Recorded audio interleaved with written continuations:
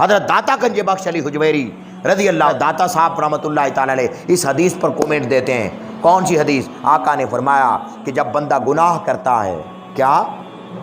جب بندہ گناہ کرتا ہے دل پر سیاہ ڈانٹ لگ جاتا ہے، بلیک ڈاگ لگ جاتا ہے، کالا دھبا لگ جاتا ہے، پھر دوسرا گناہ کرتا ہے دل اور کالا ہو جاتا ہے، دھبے بڑھتے چلے جاتے ہیں، سیاہ ہوتے چلا جاتا ہے، ایک مقام ایسا آتا ہے دل بالکل سیاہ ہو جاتا ہے،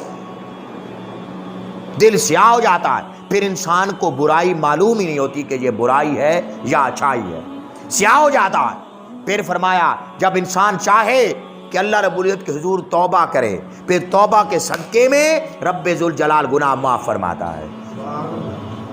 اور فرمایا لِكُلِّ شَيْءٍ سَقَالَةٌ وَسَقَالَةُ الْقَلْبِ ذِكْرُ اللَّهِ، فرمایا ہر چیز کو صاف کرنے کا کوئی نہ کوئی انسٹرومنٹس ہے، جیسے ہوائی ہوتی ہے تیز کرنے کی، برش ہوتا ہے صاف کرنے کے لیے، یعنی ریگ مال ہوتا ہے رگڑنے کے لیے، اسی طرح ہر چیز کو صاف کرنے کا کوئی نہ کوئی آلہ ہے۔ فرمایا اگر دل کو صاف کرنا ہے تو اللہ کا ذکر کیا کرو۔